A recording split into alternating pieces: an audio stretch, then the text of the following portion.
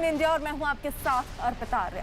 Corona का खतरा अभी टला नहीं है, इसलिए बार बार हम आपसे ये अपील कर रहे हैं कि मास्क जरूर पहनिए। हमने एक मुहिम भी शुरू की है, #मास्क पहनो इंडिया, और इसके माध्यम से हम आपसे अपील कर रहे हैं कि दूसरी लहर में केसेस थोड़े कम हुए हैं, लेकिन तीसरी लहर का खतरा हमारे सामने है और उस खतरे से अगर बचना है तो मास्क ही सबसे बड़ा हथियार, इसलिए मास्क जरूर पहने।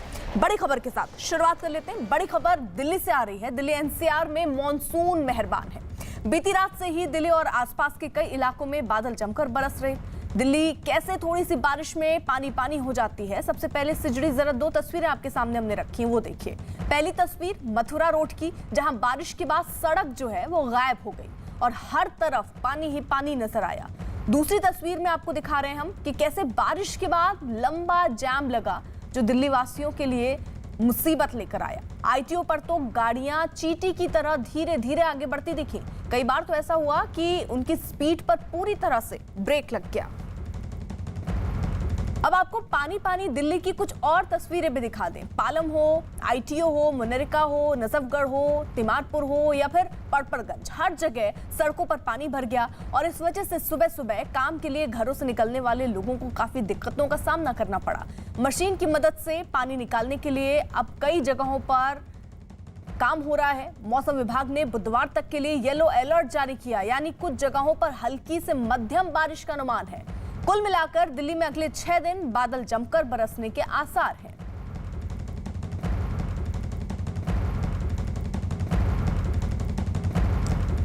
तो जरा ये तस्वीरें भी आप देखिए। पालम, आईटीओ और पड़पड़गंज की तस्वीरें हम आपको दिखा रहे हैं। घुटने तक करीब आईटीओ में देखेंगे तो पानी पहुंच चुका है। कुछ स्थिति पालम की भी ऐसी ही है। पड़पड़गंज में भी गाड़ियों के जो पहिए हैं वो पानी में डूबे हुए से नजर आ रहे हैं और जाम जैसे हालात पैदा हो जाते हैं थोड़ी सी बारिश के बाद, क्योंकि जल भराव हो जाता है और उसके बाद लोगों को कई दिक्कतों का सामना भी करना पड़ता है। अब जरा आपको दिल्ली के नरेला की भी तस्वीर दिखाते हैं। वहां बाहरी दिल्ली के नरेला बांकनेर अंडरपास में पानी भरने से बस पानी में फंस गई। पानी की वजह से गाड़ियां रास्ते पर रुकी नजर आई। जरा आप देखिए, आधी से ज्यादा बस या गाड़ियां जो आपको नजर आ रही होंगी वो डूबी हुई नजर आ रही हैं। तो बारिश से जो दिल्ली में रफ्तार सड़कों पर देखी जाती थी उस पर ब्रेक लगा है। लोग आधे डूबे हुए से नजर आ रहे हैं।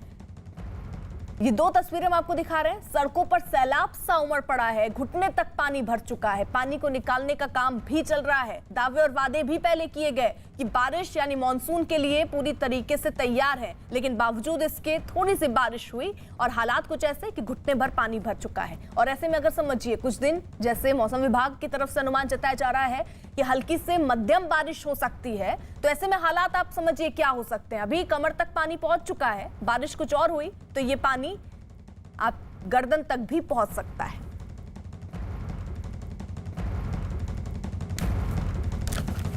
दो सहयोगी इस वक्त साथ हैं। दीपक रावत हमारे साथ जुड़े और अमित सिंह हमारे साथ मौजूद हैं। जल्दी से पहले दीपक का रुख कर लेते हैं। दीपक, किस जगह पर हैं आप? जरा तस्वीरें दिखाएं। अर्पिता, आईटीओ दीनदयाल उपाध्याय मार्ग पर इस वक्त हम मौजूद हैं। यहाँ से नई दिल्ली रेलवे स्टेशन की सड़क गुजरती है और यहाँ पर आप तस्वीरें देखें तो यहाँ पर भी सड़क के किनारे आपको पानी भरा हुआ नजर आएगा और ये तस्वीर लगभग दिल्ली के हर इलाके की है। सुप्रीम कोर्ट के पास की सड़क हमने आपको सुबह दिखाई थी, जो पूरी तरह से फिलहाल के लिए बंद कर दी गई है। वहाँ पर पंप लगाए गए हैं। इसी तरीके से अगर आप आजादपुर की तरफ की बात करें तो वहाँ पर भी पानी काफी ज्यादा भर गया, क्योंकि 24 घंटे से ज्यादा का वक्त हो गया है और दिल्ली में लगातार बारिश हो रही है। हालांकि बारिश तेज नहीं है, हल्की बारिश है, लेकिन मौसम विभाग का ये कहना है कि आने वाले 1-2 दिनों तक इसी तरीके से बारिश होती रहेगी। और अब ये समझिए कि अगर इतनी बारिश के बाद इस तरह से हर जगह जल भराव की जो समस्या है वो नजर आ रही है, पानी गाड़ियों को निकलने में काफी ज्यादा मशक्कत करनी पड़े, तो आप समझिए कि अगर लगातार इसी तरह से बारिश होती रही तो मुश्किलें दिल्ली की बढ़ सकती हैं, क्योंकि कई इलाके ऐसे हैं जो इस वक्त पानी में डूब चुके हैं, सड़कें जाम हो चुकी हैं, निकलना मुश्किल हो गया है। इस बीच दिल्ली के मुख्यमंत्री अरविंद केजरीवाल का भी एक ट्वीट सामने आया है, जिसमें उन्होंने कहा है कि दिल्ली में मास्टर प्लान पर हम काम करेंगे, जिसमें ड्रेनेज सिस्टम को ठीक करने की कोशिश की जाएगी। ये कोशिश की जाएगी कि मिंटो ब्रिज जो पहले भर जाता था अब नहीं भरता है, उसके जैसे बाकी ब्रिज भी ना भरे, बाकी जगह भी जल भराव ना हो। लेकिन आज की जो स्थिति है वो ये है कि 24 घंटे की बारिश के बाद दिल्ली पानी में डूबी हुई नजर आ रही है कई इलाकों की अगर बात की जा रही है।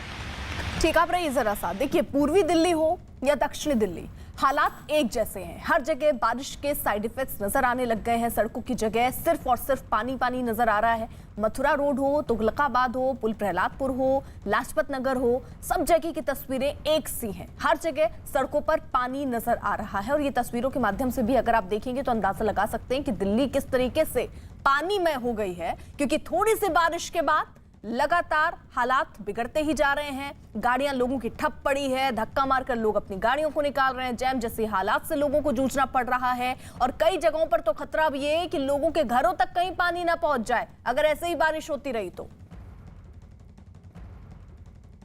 दिल्ली में बारिश होती है और बारिश के बाद पुल प्रहलादपुर सबवे पूरी तरीके से बारिश के पानी में डूब जाता है। यहाँ पर जलभराव देखने को मिलता है और यहाँ पर तस्वीरों में आप देख सकते हैं कि एक बार फिर जब बीती रात से दिल्ली एनसीआर के कई इलाकों में बारिश हो रही है तो यहाँ पर भी लगातार बारिश हो रही है। अभी भी बारिश हो रही है और यहाँ पर देख सकते हैं आप तस्वीरों में कि पुल प्रहलादपुर जो सबवे है वो पूरी तरीके से यहाँ पर बारिश का पानी भर चुका है और जिसके वजह से ये जो सड़क है बदरपुर और महरौली जाने वाली ये जो सड़क है, इस सड़क को बंद कर दिया गया है। इससे आम लोगों को काफी ज्यादा दिक्कतें हो रही है, परेशानी हो रही है। और ये इस बार गनीमत ये रही कि इस बार सबवे के नीचे कोई भी बस या फिर कोई गाड़ी नहीं फंसी है। वजह ये रहा कि इस बार दिल्ली पुलिस पहले से ही अलर्ट हो गई थी। उन्हें मालूम था कि इस तरीके से बारिश होगी और बारिश के बाद यहाँ पर जलभराव देखने को मिलेगा और उसमें जो है हर बार जो है जो गाड़ियां होती है वो फंस जाती है, लोगों को यहाँ पर रेस्क्यू करना पड़ता है। लेकिन इस बार इस तरीके की तस्वीरें नहीं देखने को मिल रही है। दूसरी तरफ आपको यहाँ पर दिखाना चाहेंगे किस तरीके से यहाँ पर जेसीबी रखी गई है। दिल्ली फायर सर्विसेज है यहाँ पर, दिल्ली पुलिस की पीसीआर वैन है यहाँ पर। ये इसलिए है क्योंकि पहले से ही इस बार प्रशासन अलर्ट हो गया था कि यहाँ पर हमेशा अक्सर जो है जलभराव देखने को मिलता है। कहाँ जाना है आपको, क्यों यहाँ खड़े हैं? सर मुझे बदरपुर बॉर्डर से बस पकड़नी है। तो अब तो रास्ता बंद है, कैसे जाओगे आप? वापस मुड़ के जाना पड़ेगा, लगभग 15-20 मिनट खराब हो जाएंगे मेरे। वहीं हरियाणा के गुरुग्राम में हुई झमाझम बारिश लोगों के लिए मुसीबत का सबब बन गई। भारी बारिश की वजह से ऐसा लगा मानो वहां बाढ़ जैसे हालात बन गए हों। 6 तस्वीरें आपकी टीवी स्क्रीन पर और ये साफ करती हैं कि बारिश वहां लोगों के लिए किस तरह मुसीबत लेकर आया। पहली तस्वीर गुरुग्राम की सड़कों की देख रहे हैं, जहां भारी बारिश की वजह से कमर तक पानी भर चुका है और कई गाड़ियां तो उसमें फंस गई। दूसरी तस्वीर जहां पर लोग कमर तक भरे पानी में डूबकर चलने को मजबूर दिखे। तीसरी तस्वीर सेक्टर 9 की सिविल अस्पताल की है, जहां पानी भरने की वजह से मरीजों को काफी परेशानी उठानी पड़ी। चौथी तस्वीर पुलिस स्टेशन की है जो पूरी तरह से पानी में डूबा नजर आया। पांचवी तस्वीर जो आप देख रहे हैं वो लक्ष्मण विहार इलाके की, जहां घरों में पानी भरने से लोगों की मुसीबतें बढ़ी। छठी तस्वीर सड़कों पर भरे पानी की वजह से लगे लंबे जाम की है, जिसमें लोग घंटों फंसे रहे।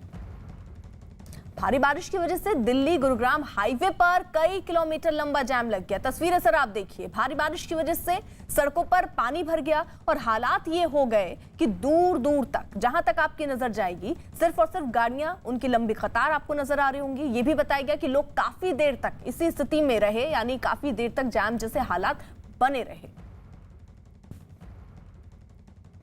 से गुरुग्राम जाने वाले जितने भी सड़क हैं उन सभी सड़कों पे लंबा जाम लगा हुआ है। यहाँ तक कि कई किलोमीटर लंबा जाम लगा हुआ है। इस वक्त हम मौजूद हैं ओखला के पास और यहाँ पर तस्वीरों के जरिए आपको दिखाना चाहेंगे, कैमरे की लेंस जहां भी जाएगी आपको केवल जैम ही जैम दिखेगा। इसी तरीके से लंबा जैम है। जो लोग सुबह अपने दफ्तर जाने के लिए, गुरुग्राम में जिनका दफ्तर है, दफ्तर जाने के लिए घर से बाहर निकले थे, वो अभी तक जैम में फंसे हुए हैं। कई लोगों से हमारी बातचीत हुई, उनका कहना था कि 1 घंटे, 1.5 घंटे, 2 घंटे, 2.5 घंटे से वो इसी तरीके से जाम में फंसे हुए हैं। ये जो सड़क है ये ओखला की तरफ से आ रही है, तो कमोवेश इसी तरीके का आलम जो है वो महरौली सड़क पर भी बनी हुई है। जो महरौली सड़क जो सीधे गुरुग्राम की तरफ जाती है वहां भी इसी तरीके का आलम बना हुआ है। दूसरा एक और तस्वीर मैं आपको यहाँ पर दूसरी तस्वीर यहाँ पर दिखाता हूँ। ये दूसरी तस्वीर है, देखिए इस सड़क पर भी लंबा जैम आपको दिखेगा। जहां भी कैमरे की लेंस यहाँ पर पहुंच जाएगी वहां तक केवल आपको जैम ही जैम नजर आएगा। यानी जिन लोगों को दिल्ली से गुरुग्राम की तरफ जाना है, ये ओखला की स्थिति है। मुनरिका में जल भराव है। हौस खास के पास जो मेट्रो स्टेशन है, हौस खास मेट्रो स्टेशन, वहां पर जल भराव है। तो वो जो तमाम गाड़ियां जो पानी में फंसना नहीं चाहती है बारिश के पानी में, वो जो ड्राइवर है केवल सिर्फ सड़क के एक कोने से अपनी गाड़ियां चलाते हैं। इस वजह से ये लंबा जाम लगा हुआ है। अमित हमारे साथ मौजूद है, जल्दी से अमित का भी रुख कर लेते हैं। अमित, हम तो देख रहे हैं काफी पानी है पीछे, क्या स्थिति जल निकासी की? देखिए पानी काफी है। इस वक्त मैं मुनिरका में मौजूद हूं और सुबह रात से ही लगातार यहां पर बारिश हो रही है। और मैं सबसे पहले तो तस्वीर देख लीजिए यहां पर किस कदर यहां पर जल भराव है इस सड़क पे। और यहां पर जितनी भी गाड़ियां जो इस सड़क से होकर गुजर रही हैं वो गाड़ियां जो है सड़क के एक कोने से ही चल रही है, क्योंकि उन्हें डर है कहीं वो इस जल भराव में फंस ना जाए। देखिए सुबह से ही एमसीडी जो है लगातार प्रयास कर रही है इस पानी को निकालने की, लेकिन बारिश एक बार फिर तेज हो गई है। आप तस्वीरों में यहाँ पर देख सकती है बारिश एक बार फिर तेज हो गई है। और तेज होने के बाद अब एमसीडी के कर्मचारियों को बहुत ज्यादा दिक्कत है। हालांकि यहाँ पर दो पंप लगाए गए हैं अर्पिता, दो पंप के सहारे यहाँ पर पानी निकालने की कोशिश हो रही है। कमोवेश जैसी स्थिति यहाँ पर है वैसी बदरपुर पे अभी भी बनी हुई है। पुल प्रहलादपुर, संगम बिहार, तमाम इलाकों में, आउटर दिल्ली के इलाकों में इसी तरीके की स्थिति बनी हुई है। हर जगह पानी निकालने का प्रयास किया जा रहा है एमसीडी कर्मचारियों द्वारा, लेकिन जिस तरीके से बारिश एकाएक तेज हो जाती है उसके बाद लगातार जो जितनी पानी निकाली जाती है उतनी पानियां एक बार फिर इकट्ठा हो जाती है। तो जाहिर तौर पे मौसम विभाग ने जिस तरीके से कहा है कि आज शाम भी, रात भी और कल सुबह भी इसी तरीके से बारिश होने की संभावना है, रुक रुक कर बारिश होती रहेगी। तो जाहिर तौर पे मौसम तो सुहाना हो गया है, लेकिन जिन लोगों को अपने घरों से बाहर निकल कर दफ्तर जाना है, खासतौर से जिन्हें दिल्ली से नोएडा जाना है, दिल्ली से गुरुग्राम, जिन लोग दिल्ली से गुरुग्राम जिनको जाना है उन्हें काफी ज्यादा दिक्कत हो रही है, क्योंकि गुरुग्राम में भी जल भराव की स्थिति वहां पर देखी जा रही है। और जो सड़क दिल्ली से गुरुग्राम जाता है वहां पर भी जल भराव है, इस वजह से काफी लंबा जैम दिख रहा है। जी ठीक है, दीपक भी हमारे साथ हैं। दीपक, फिलहाल आप जहां पर है वहां स्थिति क्या है? जैम जैसे हालात अभी भी बने हुए हैं बारिश की वजह से? अर्पिता, जैम जैसे हालात सुबह के वक्त काफ़ी ज़्यादा थे, क्योंकि उस वक्त सबको दफ्तर की तरफ जाना होता है, लेकिन दोपहर के वक्त स्थिति जैम की तो नहीं है, लेकिन पानी भरा हुआ जरूर नज़र आ जाएगा सड़कों के किनारे। और हर तरफ इस वक्त पानी भरा हुआ है, गाड़ियां जो है बहुत किनारे से निकल रही हैं, क्योंकि हर तरफ मुश्किल हो रही है लोगों को निकलने में। और ऐसे में कई जगह ऐसे हैं जहां पर रूट भी डाइवर्ट करने पड़ रहे हैं ट्रैफिक पुलिस को। और साफ तौर पर ये कहा जा रहा है कि जो नगर निगम के कर्मचारी हैं वो लगातार पंपिंग का काम कर रहे हैं, लेकिन इसके बावजूद बारिश लगातार हो रही है। और जो अनुमान जताया गया है मौसम विभाग की तरफ से अगले 1-2 दिनों तक ऐसी बारिश होती रहेगी। और अगर बारिश ऐसी होती रहती है तो परेशानी जो है वो और ज़्यादा बढ़ सकती है। देखिए गाड़ियाँ जो हैं वो एक धीमी रफ्तार से निकलती हैं जहां पर पानी काफ़ी ज़्यादा भर जाता है। और इस वजह से शाम के वक्त की अगर बात करें तो शाम के वक्त जब लोग दफ्तर से घरों की तरफ जाएंगे तो उस वक्त ट्रैफिक ज़्यादा दिखाई दे सकता है सड़कों पर, जैसे सुबह दिखाई दिया था। तो हालात कुछ ऐसे हैं कि लगातार बिगड़ते जा रहे हैं, बारिश लगातार हो रही है अर्पिता, दिल्ली की अगर बात करें तो। ठीक, रहिए आप जरा साथ। वहीं गुरुग्राम की अगर आपको तस्वीर दिखा दें तो कुछ अलग आपको नहीं दिखेगा। गुरुग्राम में भी भारी बारिश हुई जिसकी वजह से लोगों की मुसीबतें बढ़ी। सुबह काम पर निकले लोगों को सबसे ज्यादा परेशानियों का सामना करना पड़ा। हालात तो ये हो गए कि ये फर्क कर पाना मुश्किल हो गया कि सड़क कहाँ है और नदी कहाँ। सड़कों पर पानी ऐसा बहता दिखा कि मानो वहां कोई नदी बह रही हो। जहां तक नजर गई सिर्फ और सिर्फ पानी नजर आया। हालात ये हो गए कि सड़कों पर लोग कमर तक भरे पानी में डूबकर चलने को मजबूर दिखे। वहीं कमर तक पानी भरने की वजह से कई गाड़ियां पानी में फंस गई।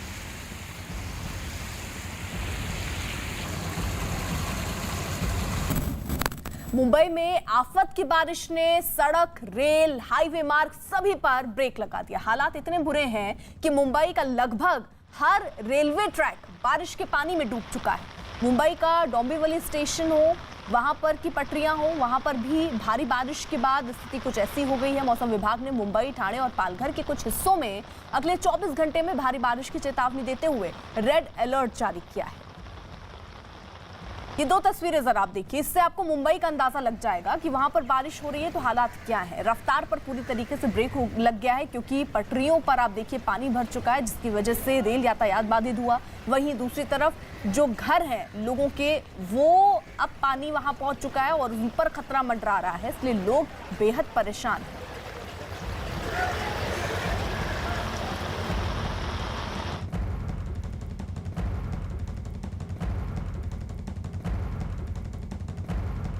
बीस से 23 तारीख के अंदर heavy to very heavy rainfall तो होगा।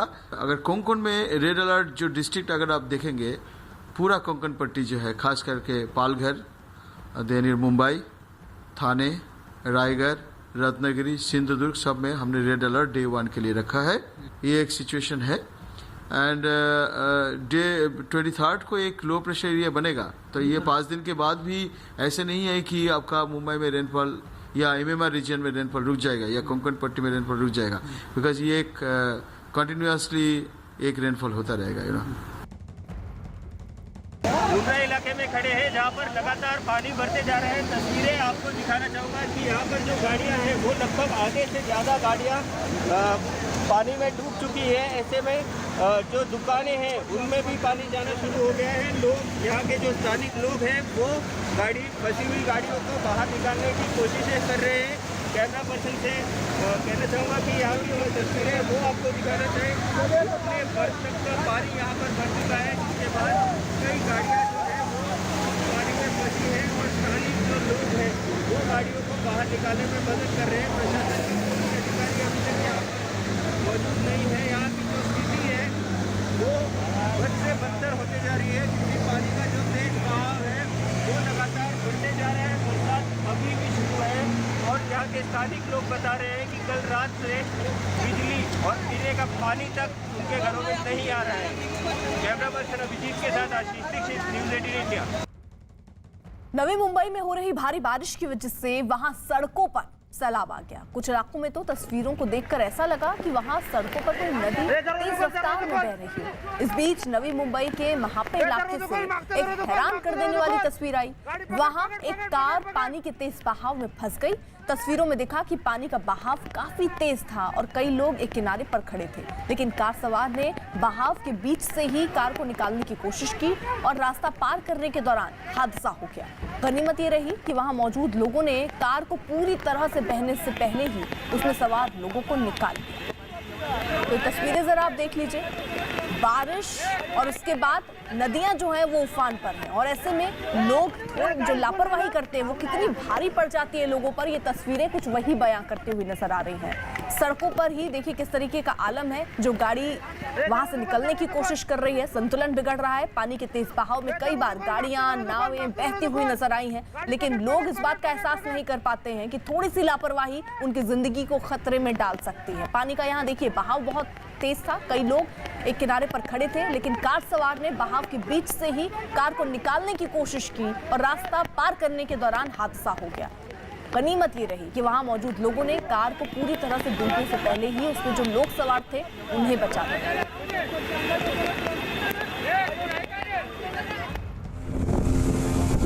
वहीं मुंबई के पास वसई में एक कार के पानी में बहने का वीडियो वायरल हो रहा है। तस्वीरों को देखकर लगा कि मानो वहां सड़क पर समंदर आ गया। दूर दूर तक वहां सिर्फ पानी ही पानी नजर आया। इसी पानी में कार एक खिलौने की तरह डूबी नजर आई। ये बताया गया कि जोरदार बारिश की वजह से कार पानी के तेज बहाव में फंस गई और बहती चली गई। गनीमत ये रही कि मौके पर कुछ लोग मौजूद थे जिन्होंने कार में मौजूद ड्राइवर को किसी तरह बाहर निकाला, जिससे उसकी जान बच पाई। इसके बाद एक रस्सी की मदद से कार को खींचकर बहने से बचा लिया गया।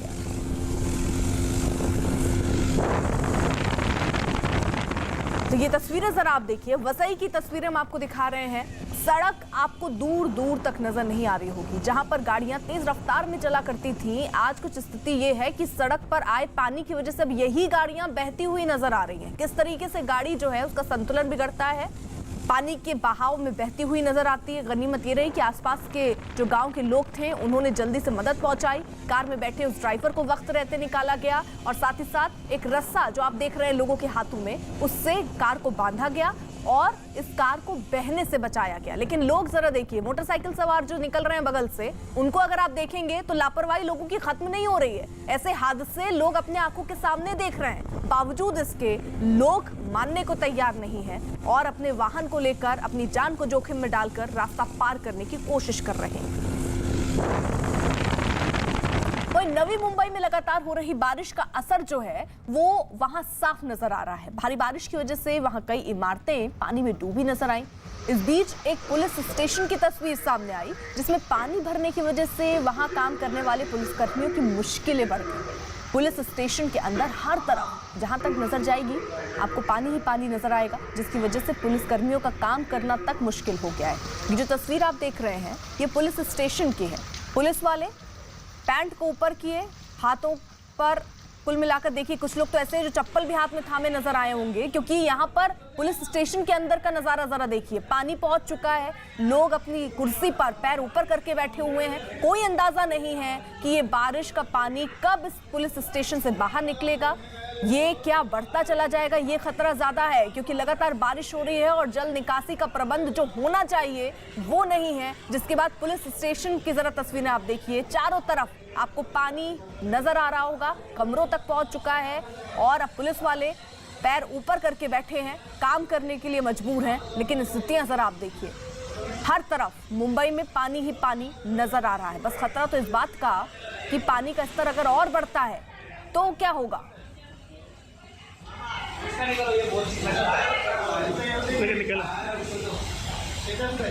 तो ये नवी मुंबई की तस्वीर चाहे आपको दिखाते हैं हम या दिल्ली की तस्वीरें, हर जगह के देखिए हालात ऐसे हैं जहां एक तरफ लगातार बारिश लोगों को गर्मी से आज़ादी दे रही है, राहत दे रही है, लेकिन बावजूद इसके बारिश की वजह से जल भराव की जो समस्या है उससे हर शख्स को जूझना पड़ता है। और ये जो तस्वीर आप देख रहे हैं ये पुलिस स्टेशन की तस्वीर है।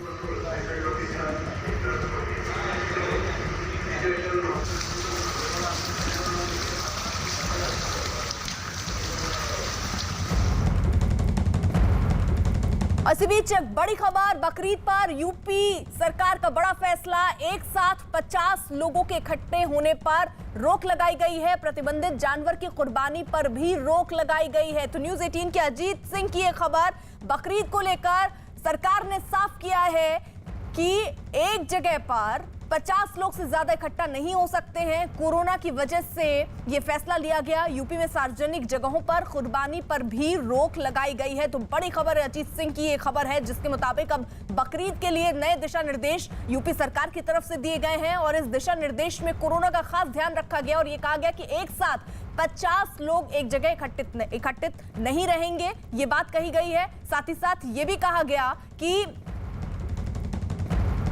सारे नियम जो है कोरोना के वो भी आपको पालन करने पड़ेंगे। प्रतिबंधित जानवर की कुर्बानी पर भी रोक की बात कही गई है। तो बड़ी खबर इस वक्त की उत्तर प्रदेश से जुड़ी हुई, जहां पर अब बकरीद को लेकर यूपी सरकार का नया आदेश सामने आया है और ये कहा गया है इसमें कि बेवजह बाहर नहीं निकलना है। 50 लोग जो हैं वो एक जगह इकट्ठा नहीं हो सकते हैं।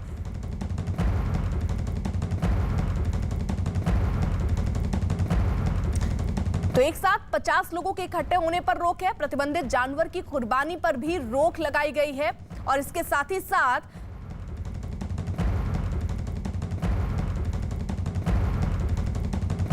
कई दिशा निर्देश बकरीद को लेकर दिए गए। अजीत हमारे सहयोगी जुड़ चुके अपडेट के साथ। अजीत, देखिए बिल्कुल अर्पिता, बकरीद के मद्देनजर मुख्यमंत्री ने आज टीम 9 की बैठक में कई बड़े निर्देश दिए। पहला कि ये कोविड को देखते हुए पर्व से जुड़े किसी आयोजन में 50 से अधिक लोग एक स्थान पर नहीं होंगे और ये सुनिश्चित किया जाए कि कहीं गोवंश या ऊंट अथवा प्रतिबंधित जानवर की कुर्बानी न हो। साथ ही मुख्यमंत्री ने भी कहा कि जो सार्वजनिक स्थान है वहां पर कुर्बानी नहीं की जाएगी, जो चिन्हित स्थल है निजी परिसर का ही उपयोग किया जाएगा और स्वच्छता का विशेष ध्यान रखा जाएगा और इन विषयों पर विस्तृत दिशा निर्देश जारी किया गया। इसके बाद एसीएस मौनी अवस्थी की तरफ से सभी जिलाधिकारियों, सभी जो पुलिस अधीक्षक है उनको निर्देश जारी किया जा रहा है कि बकरीद के मौके पर कहीं किसी प्रकार की कोई दिक्कत ना होने पर और जो निजी स्थल चिन्हित होंगे वहीं पर आप कुर्बानी दे सकते हैं और इसके साथ ही आपको कोविड-19 के प्रोटोकॉल का पालन करना होगा और अगर 50 से अधिक लोग कहीं एकत्रित होंगे तो वहां कार्रवाई का भी निर्देश मुख्यमंत्री ने किया, क्योंकि बकरीद के त्योहार को लेकर सीएम ने निर्देश जारी किया कि कहीं भी चूंकि तीसरी लहर को खतरे को देखते हुए जिस तरह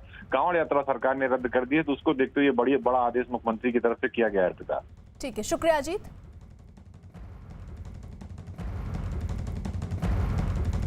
और अब बात केरल सरकार के उस फैसले की जिसमें राज्य सरकार ने बकरीद के मौके पर कोरोना नियमों में छूट दी। बकरीद के लिए केरल सरकार के कोरोना नियमों में 20 जुलाई तक छूट के फैसले पर सुप्रीम कोर्ट ने जवाब मांग लिया है। कोर्ट ने आज दिन खत्म होने से पहले जवाब देने का निर्देश दिया। कोर्ट ने कांवड़ यात्रा पर सुनवाई के दौरान केरल सरकार से जवाब पूछा कि बकरीद पर 3 दिन पर छूट क्यों दी गई है। न्यूज़ 18 के विक्रांत यादव की खबर है कि कोर्ट ने ये निर्देश दिया है कि इस मामले की सुनवाई कल सुबह लिस्ट में पहले नंबर पर लगाई जाए।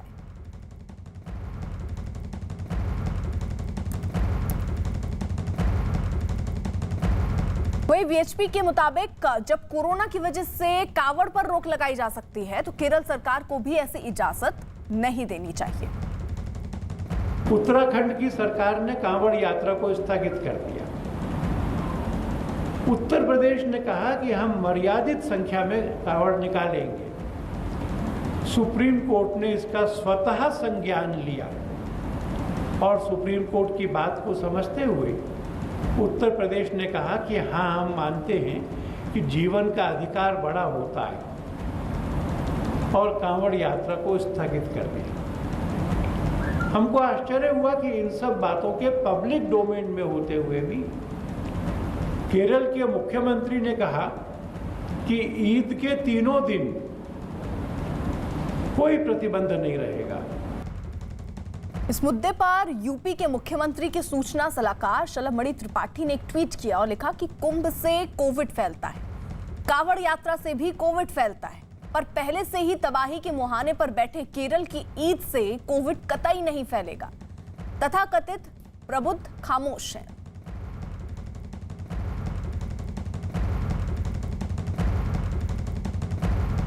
वहीं बीजेपी सांसद सत्यदेव पचौरी ने भी कोरोना नियम सभी के लिए समान होने की मांग की।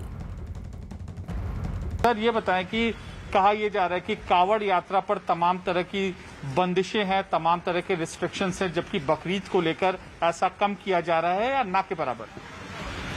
देखिए, एक तो कांवड़ यात्रा हो, प्रतीकात्मक हो, अब न्यायालय ने बिल्कुल मना कर दिया है, तो न्यायालय सर्वोच्च है, हम उसके निर्देशों का, आदेशों का और निर्णय का पालन करते हैं, इसलिए सरकार ने किया है। अब बकरीद पे निर्णय करना न्यायालय का काम। आपका क्या मत है, बकरीद को लेकर किस तरीके की व्यवस्था होनी चाहिए? बकरीद को लेके जैसे पहले ईद वगैरह की नमाजें हुई हैं, घर ही में हुई हैं, उसी प्रकार बकरीद की नमाज भी घर ही में होनी चाहिए, मस्जिदों में या खुले में नहीं होनी चाहिए। इसका मतलब आप रिस्ट्रिक्शंस की वकालत करते हैं, आप उसके पक्षधर हैं? निश्चित रूप से नियम सबके लिए होते हैं। जब आप कांवड़ यात्रा रोक रहे हैं, मंदिरों में पूजा रोक रहे हैं कोरोना के कारण, इसीलिए कोरोना के कारण जो प्रतिबंध आवश्यक हैं सभी पे लगने चाहिए। केरल सरकार के इस फैसले पर इंडियन मेडिकल एसोसिएशन ने भी ऐतराज जताया। उनकी तरफ से कहा गया कि फैसला फौरन वापस होना चाहिए। इंडियन मेडिकल एसोसिएशन ने बाकायदा केरला गवर्नमेंट को एक लेटर लिखा है कि जो ईद के कनेक्शन में कुछ रिलैक्सेशन दिए गए थे वो ना दिए जाएं, ताकि लोग ज़बरदस्ती इकट्ठे ना हो। इससे पहले बाकायदा सुप्रीम कोर्ट ने भी यूपी गवर्नमेंट को मना किया। उससे पहले उत्तरांचल गवर्नमेंट ने भी रिलीजियस गैदरिंग बंद कर दी हैं।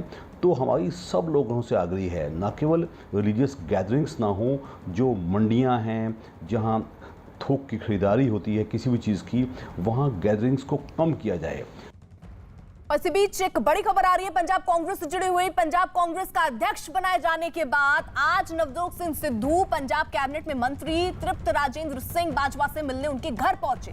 तृप्त राजेंद्र सिंह बाजवा के घर पर सिद्धू ने सुनील जाखड़ समेत दूसरे कांग्रेस के नेताओं से मुलाकात भी की और इस दौरान यह भी दिखाने की कोशिश की गई कि तमाम विवादों और मतभेदों के बावजूद पंजाब कांग्रेस एक है। हालांकि इस दौरान नवजोत सिंह सिद्धू ने मीडिया से बात नहीं की, लेकिन सुनील जाखड़ ने जरूर कहा कि कुछ लोग कांग्रेस के खिलाफ दुष्प्रचार कर रहे हैं।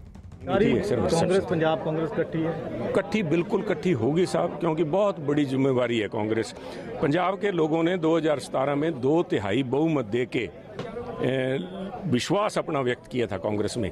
आज मैं समझता हूं कांग्रेस पार्टी के हर एक वर्कर की, हर एक लीडर की ये जिम्मेवारी बन जाती है, धर्म बन जाता है कि वो उस विश्वास को और मजबूत करे, लोगों के विश्वास को। 2022 में भी ऐसा रहेगा? बिल्कुल रहेगा साहब। 2022 में भी पार लगा पाएंगे? आपको लगता है कि लगा नहीं पाएंगे? लगाएंगे साहब, सारे इकट्ठे मिलकर। आप ये क्यों करें? बिल्कुल देखिए, कैप्टन उन्होंने स्वागत भी नहीं किया। कैप्टन अमरिंदर सिंह जी का जितना बड़ा रुतबा है उससे भी बड़ा उनका दिल है, तो मुझे इसमें कहीं भी किसी किस्म की किंतु परंतु साहब, अगर हर एक चीज का एक समय होता है साहब। अभी आज सुबह तो इनका अनाउंसमेंट आई है, तो लेट्स वेट एंड सी। सारा सीएम साहब दी कोल जाओगे मिलन हुन नवजोत सिंह सिद्धू जाएंगे, तुसी जाओ अंदर चल हो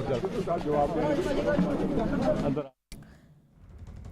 सुनील जाखड़ को सुन रहे थे आप। उन्होंने ये भरोसा जताने की कोशिश की कि पंजाब में सब कुछ अब ठीक हो रहा है। शैलेंद्र वांगू हमारे साथ, हमारे सहयोगी इस वक्त जुड़ चुके हैं। शैलेंद्र, ठीक है, केवल भरोसे से तो काम चलेगा नहीं।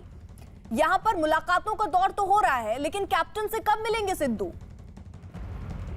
देखिए, इस तरह के खबरें चल रही हैं कि दोनों की मुलाकात हो सकती है, लेकिन फिलहाल जो खबर आ रही है उसके मुताबिक कैप्टन ने परसों एक लंच रखा है पंचकुला में, जिसमें सभी उनके समर्थक विधायक, उनके जो तमाम सांसद है, 11 सांसद हैं पंजाब कांग्रेस के, वो उसमें शामिल होंगे और जो बाकी नेता है वो भी शामिल होंगे। दिल्ली से कुछ नेता शामिल हो रहे हैं, लेकिन उस लंच में सिद्धू को, जो कि नवनियुक्त प्रदेश अध्यक्ष है, उनको न्योता नहीं गया है। साफ है इससे कि जो कैप्टन की नाराजगी है वो दूर नहीं हुई है। ऐसे में कहा जा रहा है कि सब कुछ ठीक है, लेकिन हमारे सूत्र ये बताते हैं कि इस वक्त पार्टी में वर्टिकल डिवाइड हो चुका है, पार्टी दो हिस्सों में बढ़ चुकी है और सिद्धू की नियुक्ति के बाद कैप्टन की नाराजगी वो दूर नहीं हुई है। वो इस लंच से साफ हो रहा है कि सभी को न्योता भेजा गया है, लेकिन रोकड़ियों में शैलेंद्र एक बड़ी खबर आ रही है, बड़ी खबर पंजाब से ही। पंजाब के सीएम कैप्टन अमरिंदर सिंह ने, जैसा आप जानकारी दे रहे हैं, 21 जुलाई को पंचकुला में एक होटल में लंच पर कांग्रेस नेताओं को बुलाया। न्यूज़ 18 की शैलेंद्र वांगू की ही ये खबर कि इस लंच में प्रदेश अध्यक्ष नवजोत सिंह सिद्धू को न्योता नहीं गया है। कैप्टन ने सभी विधायकों, पंजाब कांग्रेस सांसदों और अन्य नेताओं को तो न्योता दिया। दिल्ली से भी कांग्रेस के नेता लंच में शामिल होंगे, लेकिन सिद्धू को इस लंच के लिए बुलावा नहीं मिला।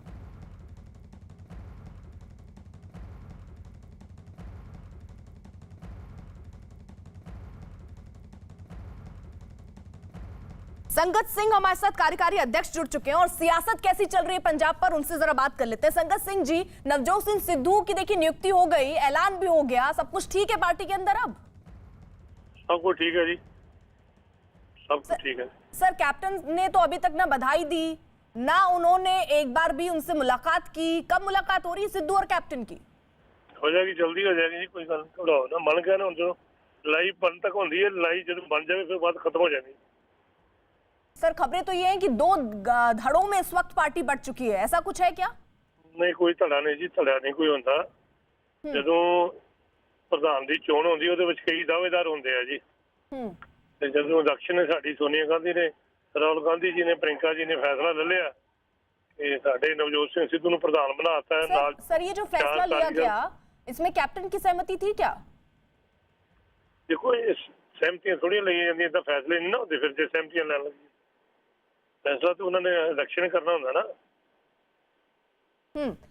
संगत सिंह जी, एक ये भी जानकारी मिल रही है कि कैप्टन ने एक लंच ऑर्गेनाइज किया, एक लंच में सबको निमंत्रण भेजा, लेकिन सिद्धू को नहीं बुलाया। कोई लंच नहीं हुआ जी, मैंने तो पता नहीं लंच। सर, इसकी कोई जानकारी नहीं है मतलब आपको? नहीं, कोई लंच की जानकारी। अच्छा, यानी आप ये भी कह रहे हैं कि कैप्टन और सिद्धू की मुलाकात भी हो जाएगी जल्द ही?